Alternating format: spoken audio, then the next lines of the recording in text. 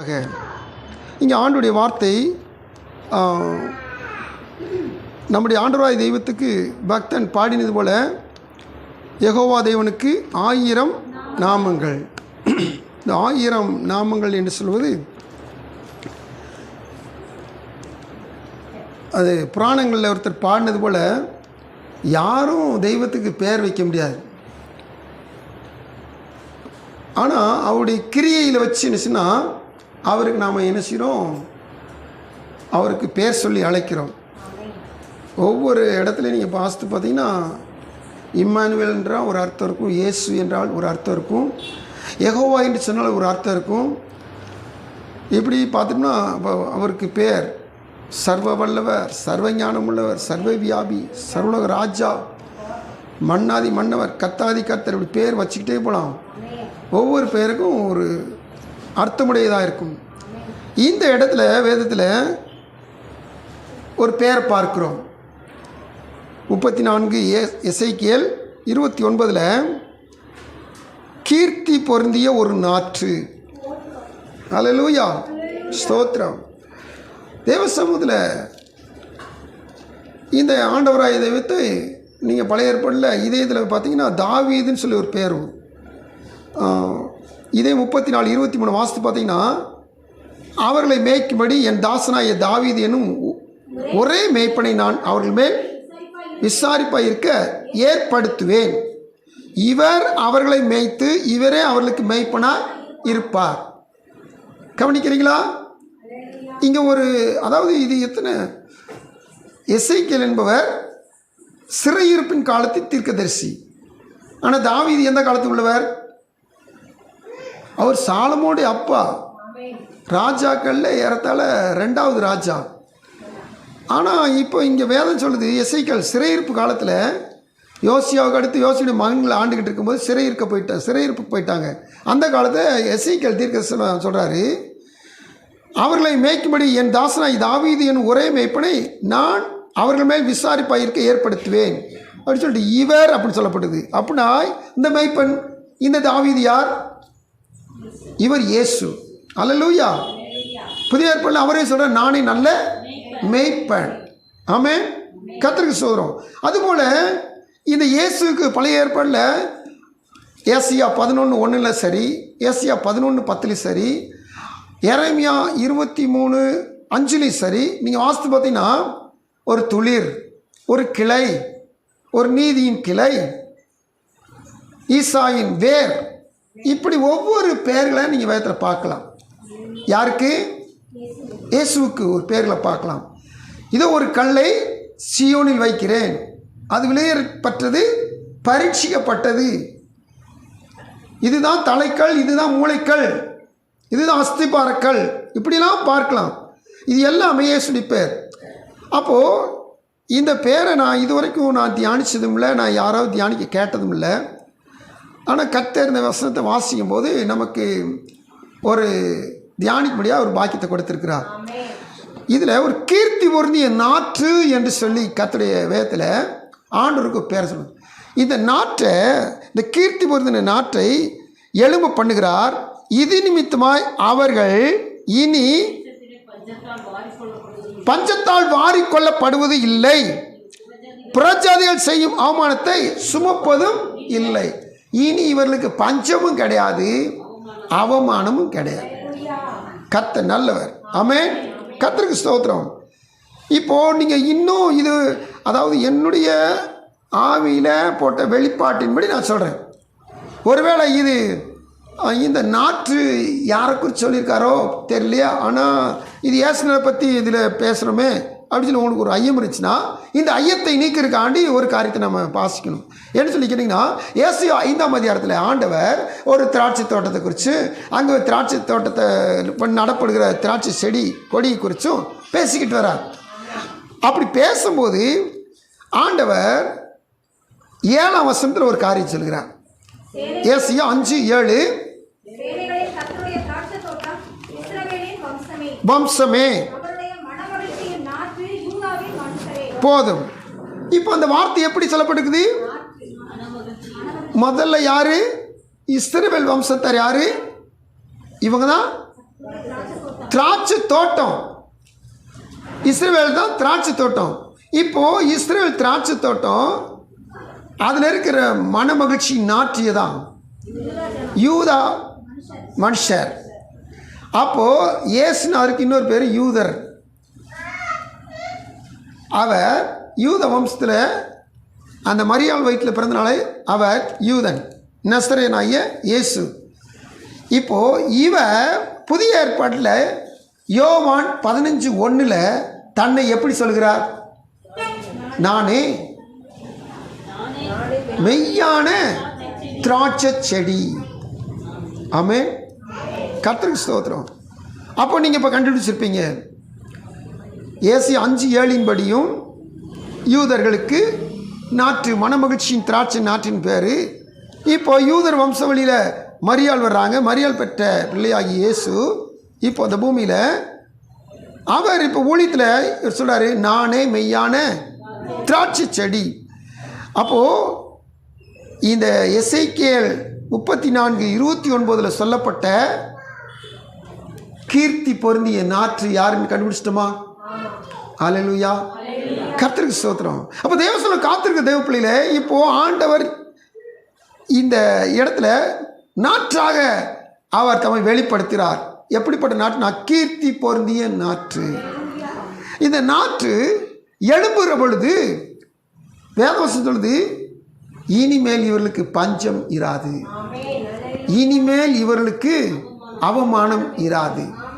ஸ்தோத்திரம். இந்த மெய்யான திராட்சை செடியை யார் பிடிச்சிக்கிறாங்களோ அவங்களுக்கு நிச்சயம் பஞ்சம் வரவே வராது. ஆமென். கர்த்தருக்கு ஸ்தோத்திரம்.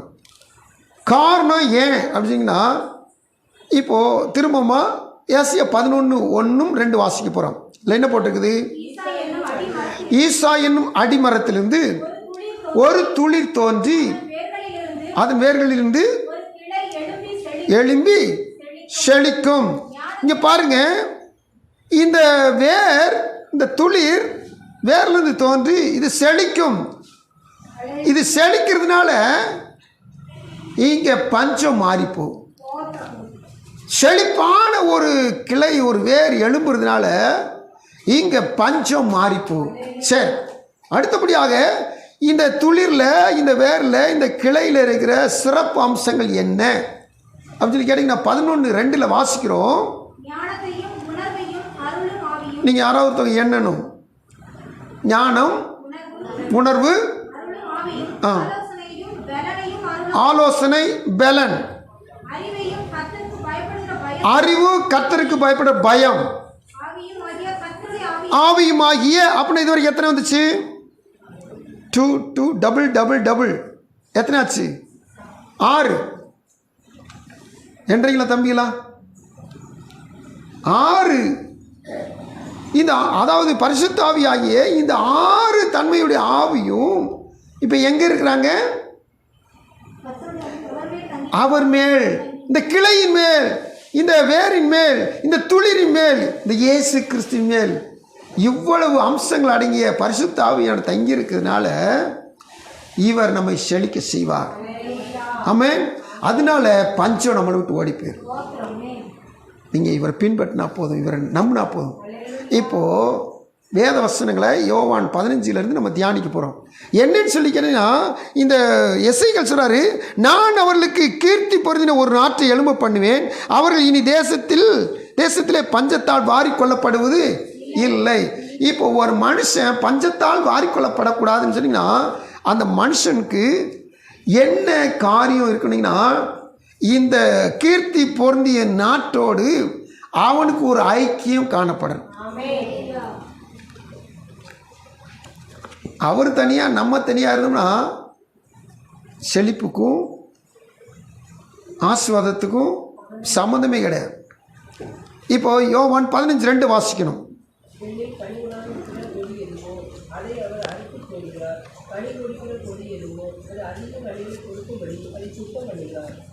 பிதாவுடைய வேலை குறித்து இங்கே சொல்லப்படுகிறது. பிதா செய்கிற வேலை என்ன? கனி கொடாத கொடியெல்லாம் அணிச்சிடுவாராம், அதை செடியை விட்டு எடுத்துப்பா. இன்னொரு காரியத்தை முன்கூட்டி சொல்லிடணும். என்ன சொல்லிக்கினா, உலகத்திலேயும் சயின்ஸின் படி செடியும் கொடியும் இணைந்திருக்கிற ஒரே ஒரு தாவரம் திராட்சை மட்டும்தான். செடிகள் கத்திரிக்காவை என்ன சொல்லுவீங்க, வெண்டைக்காவை என்ன சொல்லுவீங்க, எதில் வளருன்னு சொல்லுவீங்க?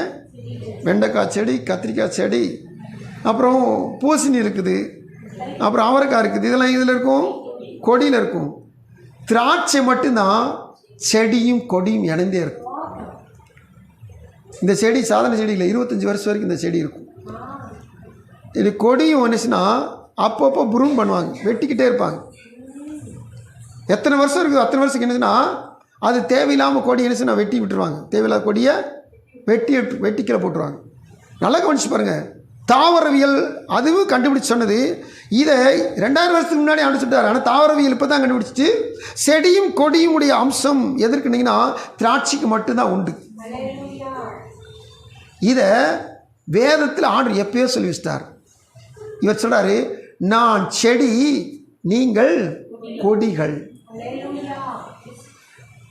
இப்போ கனி கொடுக்காட்டா திராட்சை தோட்டக்காரன் என்ன செய்வானா வெட்டி போடும். இங்கே பிதா வெட்டுவார்னு சொல்லப்பட்டிருக்கு. 15ஆம் அதிகாரம் 2ஆம் வசனத்தில் வாசிக்கிற வார்த்தை என்ன சொல்லுதுன்னா, அதை அவர் அறுத்து போடுகிறார். இப்போ 1ஆம் வசனத்தில் பிற்பகுதி நம்ம வாசித்தா தான் நம்ம 2ஆம் வசனத்து காரியம் வழங்கும். ஏன்னா 1ஆம் வசனத்தில் பிற்பகுதி என்ன சொல்லுது, நான் மெய்யான திராட்சை 2வது பகுதி 1ஆவது வசனம் 2வது பகுதி, என் பிதா திராட்சை தோட்டக்காரர். இயேசு அவர் செடி, பிதா தோட்டக்காரர். இந்த தோட்டக்காரர் என்ன செய்வாராம், கனி கொடாது இருக்கிற கொடியில் என்ன செய்வார், அறுத்து போடுவார். கனி கொடுக்கிற கொடி எதுவோ அது அதிக கனிகளை கொடுக்கும்படி அதை சுத்தம் பண்ணுகிறார். அப்போ சுத்திகரிக்கப்படுகிற ஒரு நிலைமை எங்கே இருக்குதோ அங்கே தான் செழிப்பு உண்டாகும்.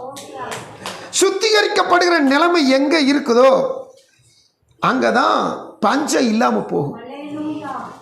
இப்போ நீங்கள் வேதத்தை கொஞ்சம் பின்னாடி மனசுக்குள்ளே ஒரு ஆராய்ச்சி பண்ணி பாருங்கள். ஆண்டவர் அடிக்கடி பஞ்சத்தை கட்டளையிடுவார். எதுக்காக? ஆண்டவர் சத்துருக்களை கட்டளையிடுவார். சத்துருக்களை வாங்கப்பா, இந்த என் பிள்ளைகளை வந்து கொஞ்சம் ரெடி பண்ணிட்டு போங்க அப்படின்வார். என் பிள்ளைகளை வந்து கொஞ்சம் சரிப்படுத்திட்டு போங்க மாட்டார். மீதி யானையை கொஞ்ச நாள் ஒப்பு கொடுப்பார், மீதி யானை கொஞ்ச நாள் ஒப்பு கொடுப்பார், பெலிஸ்தேட்டை கொஞ்ச நாள் ஒப்பு கொடுப்பார், அம்மோனியற்ற கொஞ்ச நாள் ஒப்பு கொடுப்பார், மோவாபியற்ற கொஞ்ச நாள் ஒப்பு கொடுப்பார். எதுக்கு? இவங்களை சுத்திகரிக்க. நமக்கு வர சோதனையில் நம்ம நினைப்போம் தாங்க முடியாத சோதனை, நம்மளை சரிப்படுத்த, நம்மளை மேன்மைப்படுத்த, நம்மளை காணப்படுற பஞ்ச தன்மைகளை மாற்ற. அல்லேலூயா. அப்போ கர்த்தருடைய சமூகத்தில் என்னுடைய வருகிற எனக்கு வர்ற அவமானத்தை நீக்கணும், என்னுடைய வர்ற பஞ்சத்தை மாற்றினா நான் சுத்திகரிக்கப்பட வேண்டும். ஆமென். வசனம் சொல்லி பாருங்க, கனி கொடுக்கிற கொடி எதுவோ அது அதிக கனிகளை கொடுக்கும்படி அதை என்ன செய்றாரா, சுத்தம் பண்ணுகிறார். கர்த்தருக்கு ஸ்தோத்திரம். அப்போது தேவனுடைய சமூகத்தில் காத்திருக்கிற தேவ பிள்ளைகள் நாம் என்ன செய்யணும்னு சொல்லி கேட்டிங்கன்னா, சுத்திகரிக்க நம்ம விட்டு கொடுக்கும். கொடிகளை தேவையில்லாததை பாகத்தை நீங்கள் கட்டடம் கட்டுறவங்களை பார்த்துருப்பீங்க. இந்த ஃபவுண்டேஷன் இப்போ காங்க்ரீட் போட்டு ஃபவுண்டேஷன் பெல்ட்டு, மேலே ஒரு பேஸ் பெல்ட்டு, அப்புறம் இன்னொரு பெல்ட்டு, அதுக்கு மேலே லிண்டல், இதெல்லாம் பெல்ட்டாக போட்டு கட்டுவாங்க. முன்னாடி கல் வச்சு தான் நினைச்சுவாங்க, கல் மேலே கல் வச்சு கட்டுவாங்க. தரைக்குள்ளே கள்ளத்துக்கு அமுக்கிடுவாங்க. தரைக்கு மேலே கல் வரும்போது அந்த பக்கம் இந்த பக்கம் நீட்டிக்கு இருக்கிற கல்லை என்ன செஞ்சுருவாங்க, உடைப்பாங்க. ஏன்னா அது கட்டிட அமைப்புக்கு எகன முகனே ஆண்டு நீட்டிக்கிட்டு இருந்தால் சுத்தியில் வச்சு ஒரு போடுவாங்க. சுத்தியலுக்கு அடியும் அது உடையாட்டா, சுத்தியலோட பெருசு சுத்தியல் மாதிரி தான் இருக்கும், அது சம்மட்டி. அந்த சம்மட்டியை வச்சு அடிப்பாங்க. ஏன்? கட்டிடம் ஒழுங்கும் கிரமமாக இருக்கணும்னா அந்த கற்கள் உடைக்கப்பட வேண்டும், அது சரிப்படுத்தப்பட வேண்டும். அல்லேலூயா, ஸ்தோத்திரம். செங்கல்லையும் கூட பாருங்கள், அப்படி உடைக்கிறதுக்கு அந்த கத்தி அந்த சாந்து கரண்டி வச்சு நீட்டாக ரெண்டாக உடைப்பாங்க. சில இடத்துல முக்கால் செங்கல் வேணால் கால் பகுதி உடைப்பாங்க. ஏன் தெரியுமா? அந்த கட்டிட அமைப்புக்கு முக்கால் பகுதி செங்கல் தான் தேவைன்னா கரெக்டாக உடைப்பாங்க. இதெல்லாம் சுத்திகரிப்பு, இதெல்லாம் சரி செய்தல்.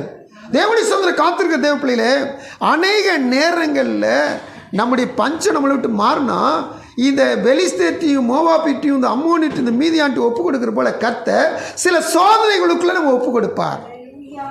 கட் பண்ணி விடணும், தேவையில்லாத சுபாவங்களை கட் பண்ணி விடணும். அல்லேலூயா, ஸ்தோத்திரம். தேவனாய் கர்த்தர் நமக்கு அநேக பிரமாணங்களை சொல்லி வச்சிருக்கிறார். நம்ம கை கொண்டோம்னா நம்ம சுத்திகரிக்கப்படணும் அர்த்தம். இப்போ வாசிங்க 4ஆம் வசனத்தை, 3ஆம் வசனம் வாசிங்க. யோவான் 15:3. நான் உங்களுக்கு சொன்ன உபதேசத்தினாலே நீங்கள் இப்பொழுதே சுத்தமாய் இருக்கிறீர்கள். உபதேசத்தில் தான் சுத்திகரிக்கப்பட முடியும். கர்த்தருக்கு ஸ்தோத்திரம். ஆண்டவர் இப்போ எகிப்திலிருந்து கானானுக்கு கொண்டு வரார். அப்படி கொண்டு வரும்போது நம்ம ஒரு நாள் வாசித்தோம், யாத்திராம 15ஆம் அதிகாரத்தில் அவர் தாம் வாசம் பண்ண விரும்புகிற இடத்துல அவர்களை நாட்டும்படியாக கொண்டு போயிறான்னு வாசித்தோம். யாத்திராவும் 15-17 வாசிங்க.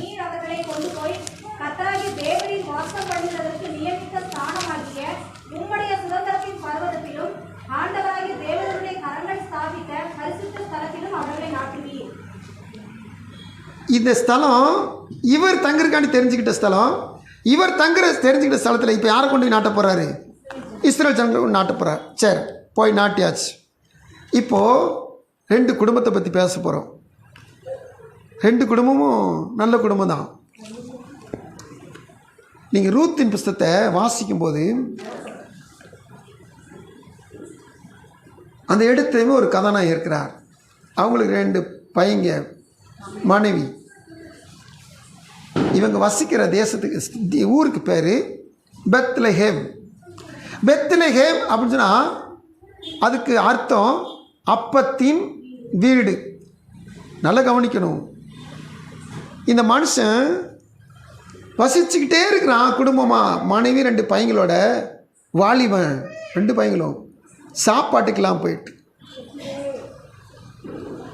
பஞ்சம் மேலிட்டு சாப்பாட்டுக்கெல்லாம் போயிட்டு. நல்லா கவனிச்சு கேளுங்க. இப்போ என்ன செஞ்சிட்டாங்க? மோவாப் தேசத்துக்கு போய் அங்கே கொஞ்சம் பரவாயில்ல, அங்கே பசுமையாக இருக்குது, செழிப்பு இருக்குது, அங்கே போய் சாப்பிட்டுக்கலாம். என்ன செய்யலாம்? மோவாப் தேசத்துக்கு போயிட்டாங்க. ஆண்டு நியமித்த தேசம், ஆண்டு குடியிருக்கிற தேசம், ஆண்டு குடியிருக்கிற தேசத்தில் தண்ணி சன்னு குடிக்க வச்சிருக்கிறார். பஞ்சம் வந்தாலும் இவங்க உண்மையிலே எங்கே தான் இருக்கணும்? பெத்லஹேமில் தான் இருக்கணும். இவங்க என்ன செஞ்சுருக்கணும்?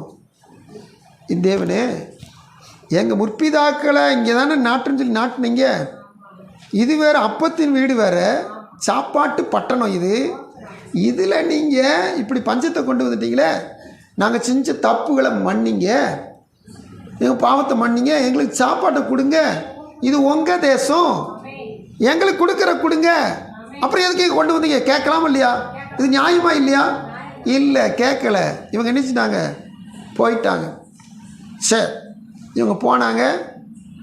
அடிபட்டு மிதிபட்டு, முதல்ல அப்பா இறந்தார், பையங்க கல்யாணம் முடிச்சுட்டு பையங்க 2 பையங்க இறந்துட்டாங்க.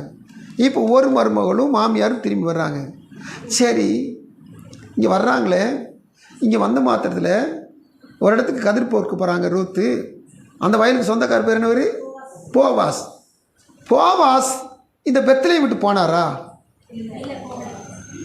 போவாஸுக்கும் நிலம் இருந்துச்சு, இந்த நகோமிக்கும் நிலம் இருந்துச்சு. ஆனால் நகோமி நினச்சிட்டாங்க நிலத்தை விட்டுட்டு பஞ்சத்தில் பிழைக்க முடியாது போயிட்டாங்க. ஆனால் போவாஸ் சில பஞ்சத்தில் போகலை.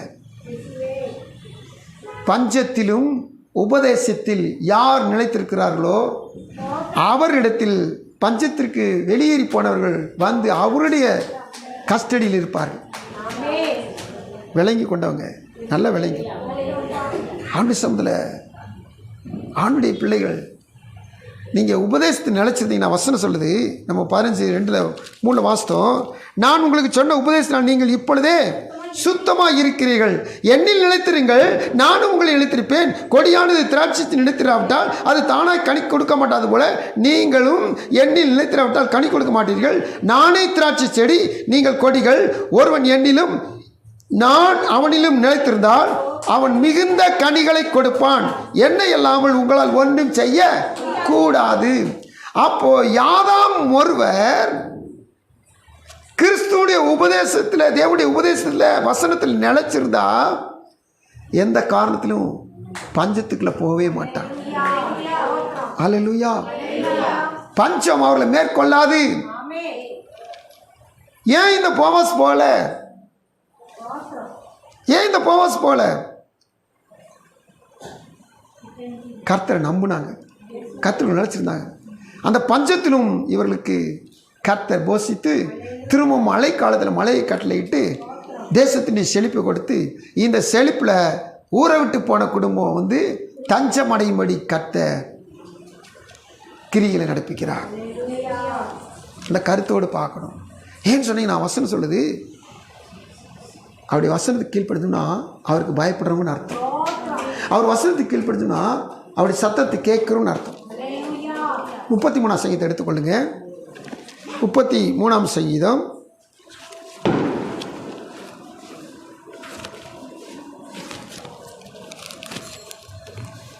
வசனம் 18-19.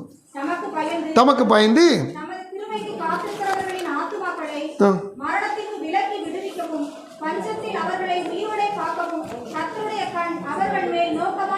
கர்த்தருடைய கண் அவர்கள் மேல் நோக்கமா இருக்கிறது. வசனத்தை நல்லா கவனிச்சு பாருங்க. ஆண்டவர் இந்த சங்கீதத்தில் நம்மளுக்கு பேசுகிறார். தமக்கு பயந்து தமது கிருபைக்கு காத்திருக்கிறவர்களின் ஆத்துமாக்களை மரணத்திற்கு விலக்கி விடுவிக்கவும் பஞ்சத்தில் அவர்களை உயிரோடு காக்கவும் கர்த்தருடைய கண் அவர்கள் மேல் நோக்கமாக இருக்கிறது. எப்பேற்பட்ட பஞ்சம் வந்தாலும் சரி, நீங்கள் தேவனுக்கு பயந்து நடந்தீங்கன்னா இந்த பஞ்சத்தில் எலியானாலும் சரி, எலிசானாலும் சரி, அடுத்து ஈசாக்குனாலும் சரி, அடுத்து ஆபிரகாம்னாலும் சரி, அவர் யாரையும் வசிக்கவில்லை. ஹல்லேலூயா. தேவ சமூகத்தில் ஆதியாகமத்தின் புஸ்தகம் 26ஆம் அதிகாரத்தை நம்ம எல்லாருக்கும் அடிக்கடி வாசிக்கிற வசனம் தான். 1ஆம் வசனம் சொல்லுது, அந்த தேசத்தில் ஒரு பஞ்சம் வந்துருச்சு. 2ஆம் வசனத்தில் ஆண்டவர் சொல்றாரு, நீ என்ன செய்யாத, எகிப்துக்கு போகாம நீ இந்த ஊர்ல என்ன செய்ய, இந்த பஞ்ச தேசத்தில் என்ன செய்ய, குடியிரு. நம்மனா எப்படி ஒரு கொஸ்டின் ஒரு கேள்வி கேட்டிருப்போம், ஆண்டவரே இதே பஞ்சம், எங்கள் அப்பா வச்சு ஆடு மாடு எக்கச்சக்கம், அதுக்கடுத்து நான் வேறு ஆடு வளர்த்து எனக்கு வேறு எக்கச்சமாக பெருகிட்டு இவ்வளோ ஆடுகளுக்கும் இவ்வளோ மாடுகளுக்கும் ஒட்டகங்களுக்கும் இவ்வளவு வேலைக்காரங்களுக்கும் தண்ணிக்கு என்ன செய்வேன், புல்லுக்கு என்ன செய்வேன், கோதுமைக்கு நான் என்ன செய்வேன், கண்டிப்பாக நம்ம கேட்டிருப்போம். ஆனால் இந்த ஈசாக்கு என்ன செஞ்சாராம், அங்கேயே இருந்துட்டாராம். எகிப்துக்கு போவானாமா, அங்கே பெரிய நதி இருக்காண்டவர், அங்கே போனால் நல்லா செழிப்பாக இருக்கும். கேட்கவே இல்லை, போகலை, அங்கேயே இருந்தார். பாருங்கள், வசனம் சொல்லுது, நம்ம எல்லாரும் அடிக்கடி வாசிக்கிற வசனம் சொல்லுது, அந்த தேசத்தெல்லாம் விதை விதைச்சான், அந்த பஞ்ச தேசத்தில் விதை விதைச்சான். ஒன்று கூட 30-60 கூட இல்லை, எல்லாமே 100 பலன் கொடுத்துச்சான். எல்லாமே 100 பலன் கொடுத்துச்சான். கர்த்தருக்கு பயந்தவர்களுக்கு போஷிக்கிறதுக்காண்டி கர்த்தருடைய கண்கள் கண்ணோக்கமாக இருக்குது. ஹல்லேலூயா. தேவனுடைய சமூகத்தில் காத்திருக்கிற தேவ பிள்ளைகளே, வசனத்தை வாசிக்கிறோம். சில நேரங்களில் அப்படி நிலச்சி நிற்கிறதுக்கு நம்மளால் முடியல. ஆனால் நிலச்சி நின்ட்டோம்னா போவாசை போல, ஈசாக்கை போல கர்த்தரை ஆஸ்வதிக்க வல்லவராக இருக்கிறார். ஹல்லேலூயா. தேவனுடைய சமூகத்தில் இருக்கிறோம். தேவனுடைய பிள்ளைகள் அநேக நேரங்களில் இடுக்க நேரத்தில் ஞானி கூட பைத்தியமாயிருவானோ. ஏன் சொன்னால் அந்த இடுக்க நினைச்சது அவங்கள நெருக்க நெருக்க யோபுக்கு நெருக்கம் வர வர யோபுக்கு என்ன செஞ்சிட்டார், இப்போ புலம்ப ஆரம்பிச்சிட்டார். ஆனாலும் கூட கொஞ்சம் ஸ்டெடி ஆகிட்டார். கடைசியில் அறிக்கை செஞ்சார் பார்த்தீங்கன்னா 42:2, தேவரே சகலத்தையும் செய்ய வல்லவர், நீ செய்ய நினைத்தது. ஆமாண்டவரை, நீங்கள் எதை நினைச்சிங்களோ அதை நினைச்சிருவீங்க, நடத்திடுவீங்க. உங்களால் செய்ய முடியாது ஒன்றுமே கிடையாது. அப்போது ஆணுடைய பிள்ளைகள் கண்டிப்பாக நெருக்கம் வந்தாலும் சரி, இடுக்க வந்தாலும் சரி, பஞ்சம் வந்தாலும் சரி, அந்த நெருக்கத்தில் கர்த்தர் நம்மளை கைவிடவே மாட்டார். சரி, இப்போ நம்ம பஞ்சத்தை குறித்து பார்த்தோம். அந்த எசேக்கியேல் 34:29 அடுத்த ஒரு வார்த்தையில் பட்டு பார்த்தா என்ன வார்த்தை அது? அவமானமும் அடைவது இல்லை. அல்லேலூயா, கர்த்தருக்கு ஸ்தோத்திரம். அதான் அவமானம் கிடையாது. இந்த கீர்த்தி பொருந்திய நாற்று எழும்புற பொழுது அவமானம் என்பது நமக்கு அண்டி வராது. ஸ்தோத்திரம். நீங்கள் பவுல்னால் சரி, நீங்கள் பேதுருனால் சரி, நீங்கள் வேதத்தில் இந்த கீர்த்தி பொருந்திய நாற்றை நம்பினவர்கள் ஒவ்வொரு எடுத்து பாருங்கள், அல்லது இந்த ஈசாக்கு கூட எடுத்து பாருங்கள். ஆதியாகமம் 26 அபிமெலேக்கு இந்த ஈசாக்குடைய முன்னேற்றத்தை பார்த்துட்டு பொறாமை வச்சுட்டு என்ன பொறாமப்பட்டு என்ன செஞ்சுட்டான்? போப்பா, நீ எங்கள் கூட இருக்காத, நீ எங்களை பாட்டில் பெரிய ஆளாயிட்ட, நீ போயிரு, விரட்டி விட்டான். ஆனால் ஈசாக்கு போகிற இடத்துல கிணறு தோன்றான். இவன் தோண்ட ஆசீர்வாதம் தான். இவன் தோண்ட தண்ணி வந்துட்டு இருக்கு. கீர்த்தி போகிறது என் நாற்றை நம்முடையதுனால, விசுவாசனால, கீழ்ப்படிஞ்சதுனால, தேவனுக்கு பயந்தனால தோண்ட கிணறுல தண்ணி வந்துட்டு இருக்கு. பார்த்தீங்கன்னா விரட்டி விட்ட இடத்துல இருந்ததை விட விரட்டப்பட்ட இடத்துல வேறு இடத்துல போயிருந்தது தான் ரொம்ப ஆச்சரியமாக இருந்துச்சு. ஏசேக்கு சித்தினா அடுத்து ரெகபோத் இப்படி சொல்லி என்னச்சுன்னா தோண்டி பேர் வச்சுட்டு பெருக்கிட்டே போகிறான். இப்போ பார்த்தானுங்க, துரத்தி விட்டவங்களே திரும்பி வந்துட்டு நினைச்சினானுங்க, உன்னோடு கூட கர்த்தர் இருக்கிறார், நிச்சயமாக இருக்கிறார். அல்லேலூயா, ஸ்தோத்திரம். தேவசம்பத எக்காரணம் கொண்டும் நம்மை அவமானப்பட விடவே மாட்டான். துரத்தி விட்டான். அப்போது மனசுக்குள்ளே ஈசாக்கு என்ன வந்திருக்கும்? நீங்கள் தாண்ட வரீங்க இருக்க சொன்னீங்க, கேராரில் தானே இருக்க சொன்னீங்க, நான் கேராரில் தான் இருக்கேன். ஆனால் இந்த பையன் என்ன செய்கிறான்? என்னைய துரத்தி விடுறான். அப்போ அவனுக்கு மனசில் இருக்கும்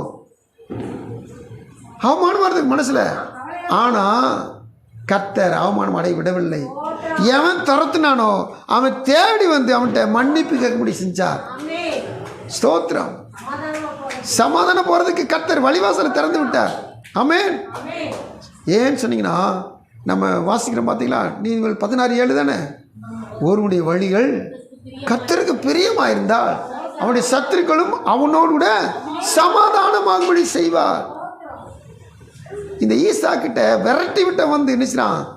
சமாதானத்துக்கு கேட்டுக்கிறான். ஈசாக்கு நீ எங்களுக்கோ என் ஜனங்களுக்கோ ஒரு தீமை செஞ்சிடாத, நான் உங்களுக்கு தீமை செஞ்சேன், உனக்கு தீமை செஞ்சேன், நீ என் ஜனங்களுக்கு தீமை செஞ்சிடாத, உங்களோட கர்த்தர் இருக்கிற நான் கண்டுபிடிச்சிட்டோம், அதனால எந்த காரணத்து கொண்டும் எங்களுக்கு எது குறை வச்சிடாத கேட்டுக்கிட்டான். பாருங்க, அவமானம் அடைவதில்லை. புதிய ஏற்பாடு எடுத்து பாருங்க, பேதுருவை சிறைச்சாலை அடைச்சிருக்கிறாங்க.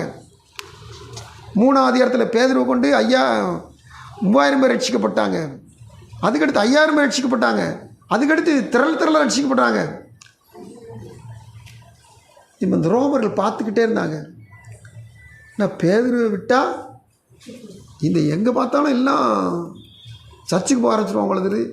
அதனால் பேதுரை பிடிச்சு சிறைச்சாலை அடைச்சான். 12ஆம் அதிகாரத்தில் அப்போஸ்தலர் 12 சிறைச்சாலை போட்டு நாளைக்கு காலையில் பேதுருவை என்ன செஞ்சிடலாம்?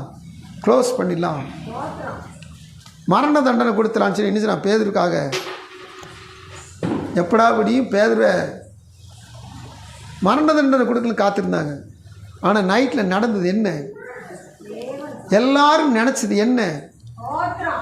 என்னப்பா, இந்த பேதுரு நடந்து போனால் அந்த நிழல் பட்டு சுகமானாங்க.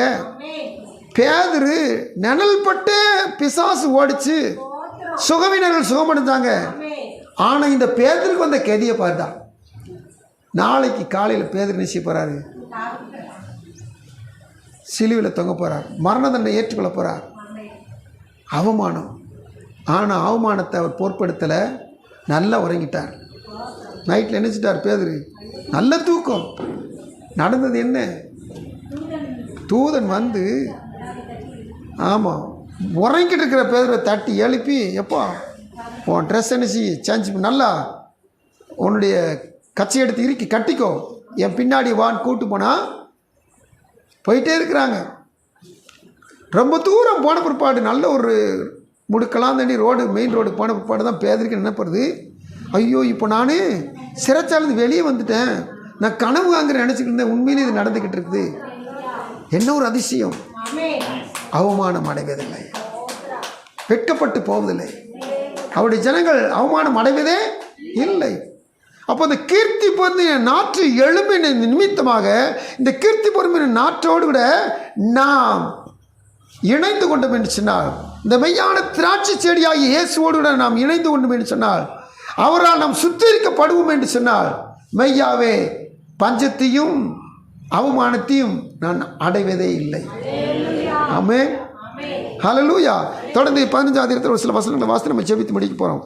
நமக்கு சமயம் இல்லாதனால தேவ சமூகத்தில் கடகடன்னு இந்த 15ஆம் அதிகாரத்தில் 5 வரைக்கும் வாசித்தோமா? 6, 7 வாசிங்க.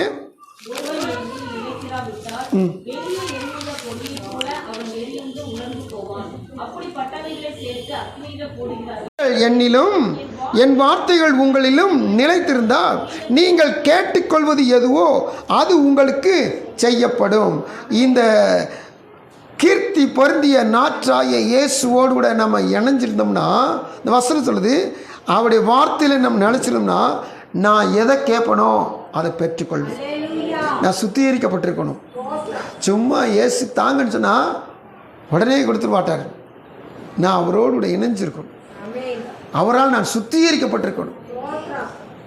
வேதம் சொல்லுது, பாவிகளுக்கு தேவன் செவி கொடுப்பது இல்லை, துன்மார்க்குடைய பலி கர்த்தருக்கு அருவருப்பு.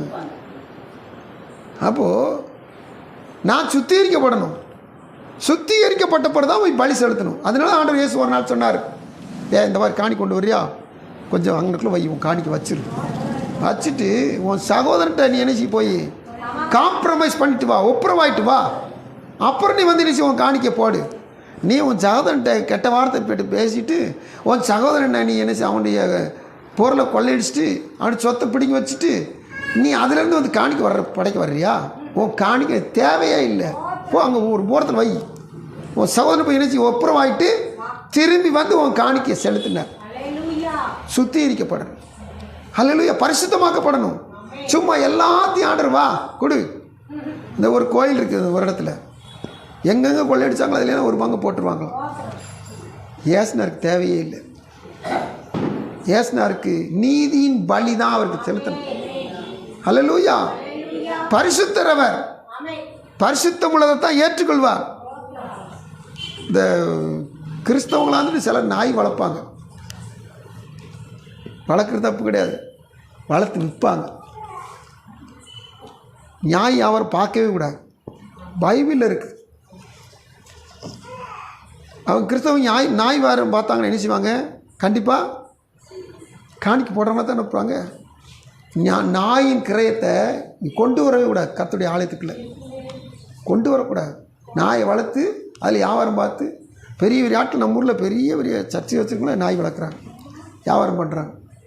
அதெல்லாம் வேதத்தை வாசித்து கண்கள் மூடப்பட்டிருக்கனால அப்படி இருக்குது. நாய் வியாபாரம் பார்க்கவே கூடாது. வேசி பணையத்தையும் நாயின் கிரயத்தையும் உள்ளே கொண்டு வரக்கூடாது. ஹல்லேலூயா. தேவசனம் காத்திருக்க தேவ பிள்ளையிலே, இது ஆவிக்குரிய அர்த்தமும் இருக்குது, அதையும் நம்ம ஃபாலோ பண்ணணும். இப்போ எக்காரணம் கொண்டும் நாம் தேவ சமூகத்தில் கர்த்தரோடு இந்த கீர்த்தி பொருந்திய நாட்டோடு இணைந்து கொள்ளணும், சுத்திகரிக்கப்படணும். இப்போ வசனம் 7ஆம் வசனம் வாசித்தோம், நீங்கள் என்னிலும் என் வார்த்தையில் உங்களில் நிலைத்திருந்தால் நீங்கள் கேட்டுக்கொள்வது எதுவோ அது உங்களுக்கு செய்யப்படும். நீங்கள் மிகுந்த கனிகளை கொடுப்பதனால் என் பிதா மகிமைப்படுவார், எனக்கு சீஷர்களாக இருப்பீர்கள். இந்த சீஷருக்குரிய ஆசீர்வாதமே பெருத்த ஆசீர்வாதம். இந்த ஆசீர்வாதத்தை அனைத்தையும் நாம் பெற்றுக்கொள்வோம். தேவன் தாமே தொடர்ந்து நம்மை நடத்துவாராக. அவருடைய சமூகத்தில்